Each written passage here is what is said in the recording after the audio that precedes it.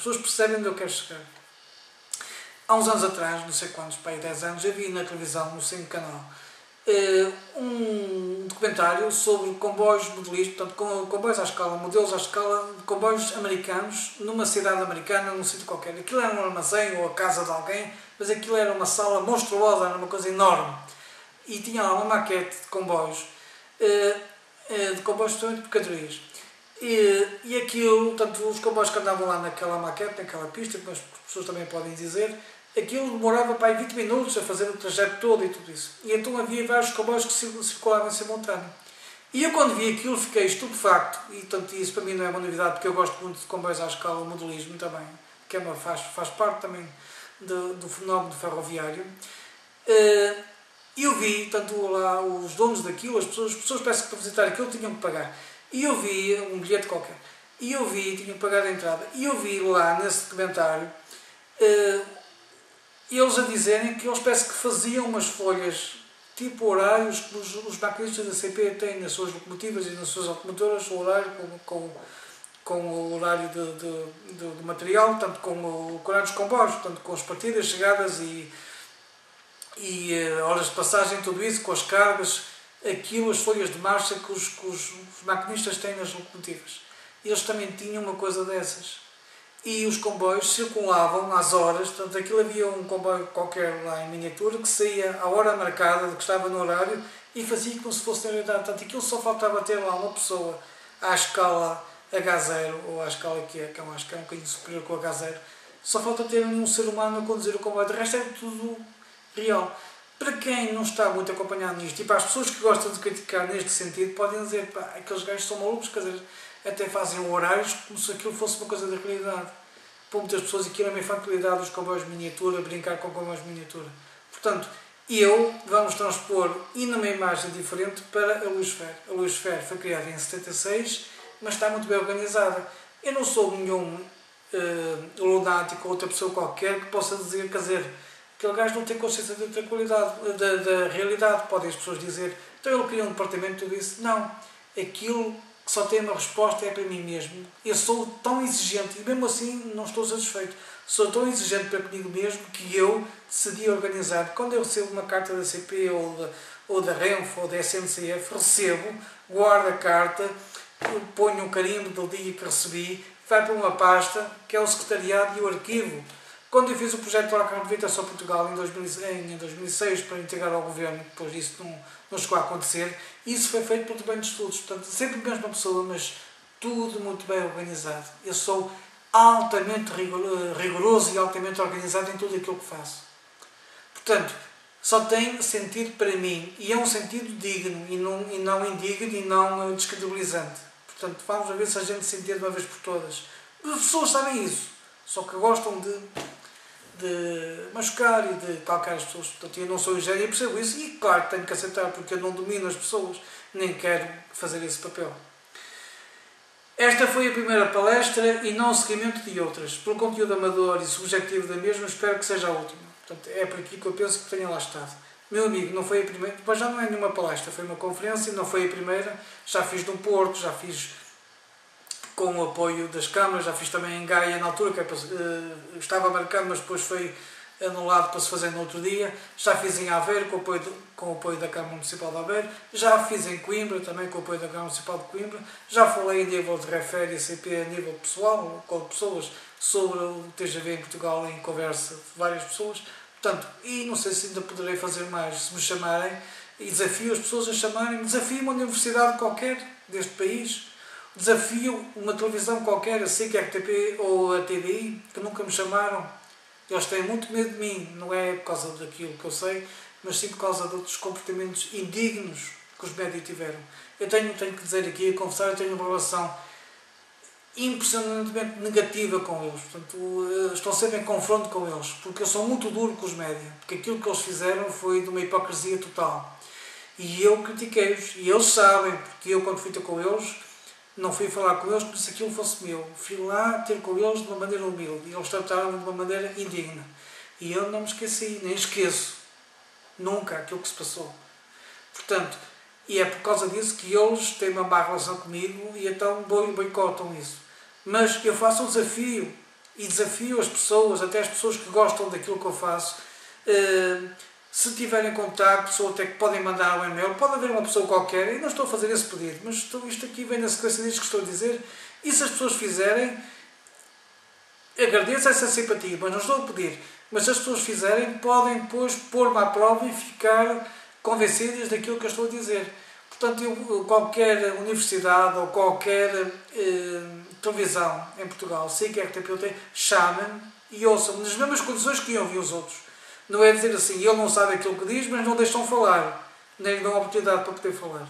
Por exemplo, o Miguel Sousa Tavares, eu não quero comparar com ele, porque eu gosto muito de Miguel Sousa Tavares, em muitas coisas que ele diz. Estou de acordo, talvez na maior parte daquilo que ele diz, a nível político, económico e tudo isso, a maior parte das vezes ele tem razão.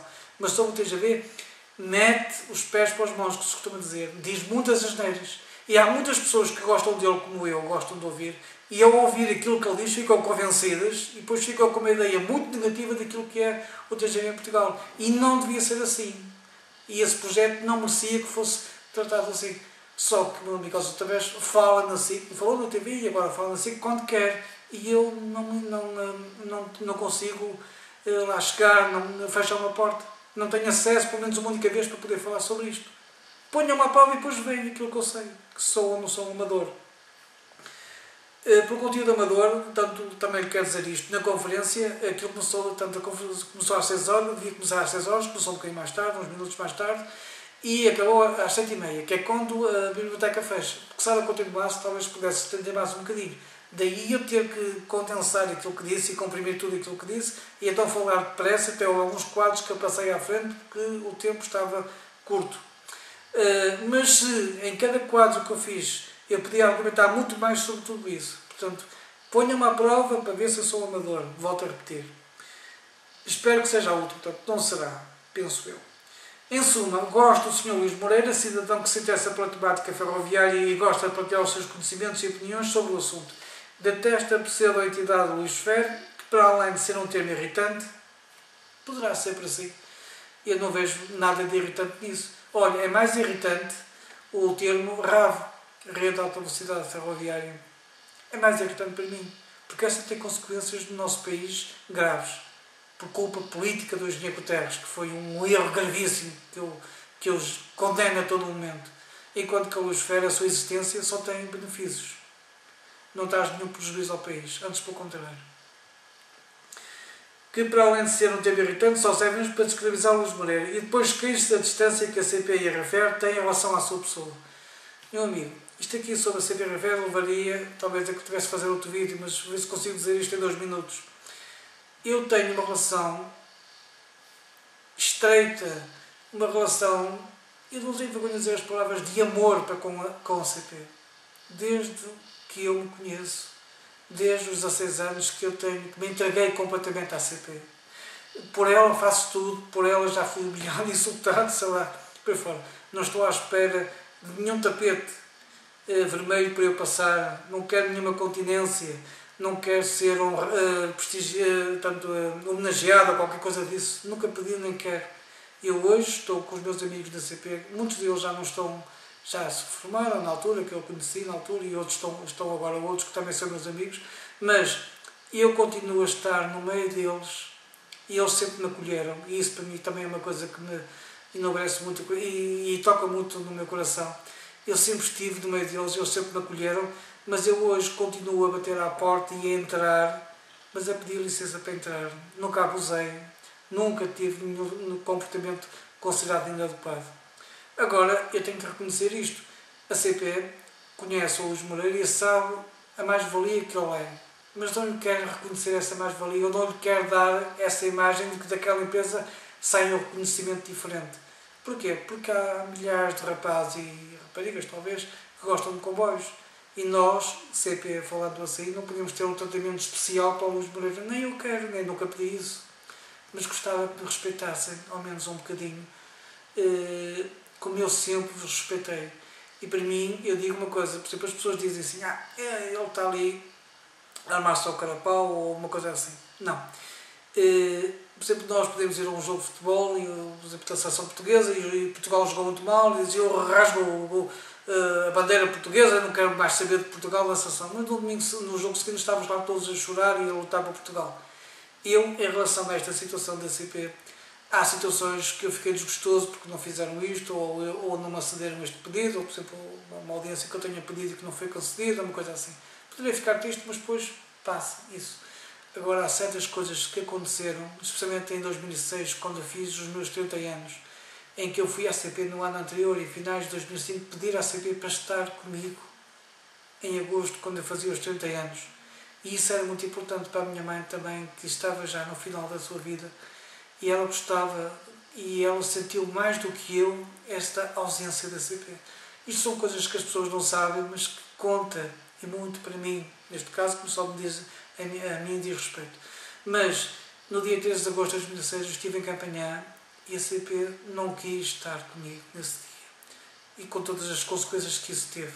E isso para mim foi uma ferida que sangrou, mas sangra sempre.